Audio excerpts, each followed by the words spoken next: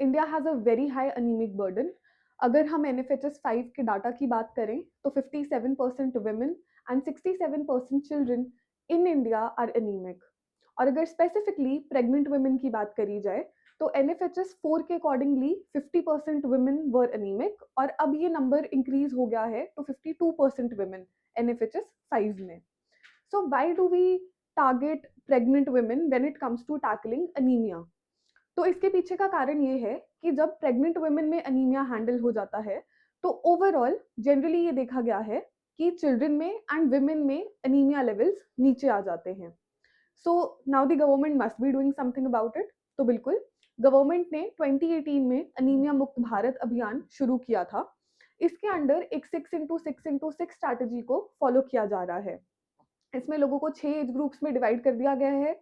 6 types की intervention को अपनाया जा रहा है एंड 6 टाइप के इंस्टीट्यूशनल मैकेनिज्म्स हैं। अब इसके अंदर होता क्या था कि मोस्ट कॉमनली जो फॉलिक एसिड के सप्लीमेंट्स होते थे वो ओरली दिए जाते थे, लेकिन उसमें बहुत से साइड इफेक्ट्स हो जाते थे जैसे कि नोजिया या फिर इंडाइजेशन, जिसकी वजह से विमेन ये सप्लीमेंट्स लेना बंद कर देती थी और अनीमिया की प्रॉब्लम अच्छे से टैकल नहीं हो पा रही थी। देन इसमें एक और तरीका भी था, वो था इंट्रावेनसली आयरन देना। इसमें इंट्रावेनस का मतलब है कि सीधे वेन्स में इन्फ्यूज करना, लेकिन विमेन को बार बार रिपीटेडली हॉस्पिटल जाना पड़ता था मल्टीपल ड्रिप्स के लिए और ये भी पूरा नहीं हो पाता था अच्छे से। Now there is this game changer जो हमारे पास नया टाइप का एक इंट्रावेनस आयरन आया है जिसका नाम है फेरिक कार्बोक्सी मैल्टोज।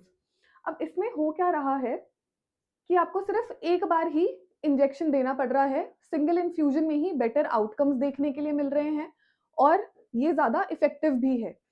तो राजस्थान में इस पायलट प्रोजेक्ट को रन किया गया और देखा गया that it is actually helping in reducing anaemia. अब कौन से विमेन कितनी अनीमिक है और कितना डोसेज हमें फेरिक कार्बोक्सी मेल्टोज का देना है, इसके लिए एक ऐप भी बना दिया गया जिसका नाम है गर्भसूत्रा एप्लीकेशन। लेकिन ये जो गेम चेंजर आयरन की हम बात कर रहे हैं, तो क्या ये सभी कंडीशंस में दिया जा सकता है? तो ऐसा नहीं है। कुछ कुछ कंडीशंस आप यहाँ पे देख सकते हो।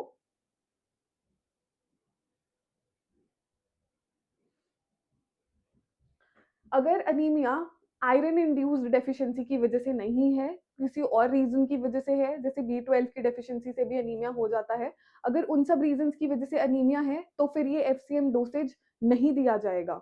अदर देन दैट अगर कोई लिवर डिसऑर्डर है, लिवर डिसऑर्डर्स किस टाइप के, जैसे कि जॉन्डिस हो सकता है या सिरोसिस हो सकता है, अगर ये वाले कोई डिसऑर्डर्स है तो भी FCM का डोसेज नहीं दिया जाएगा।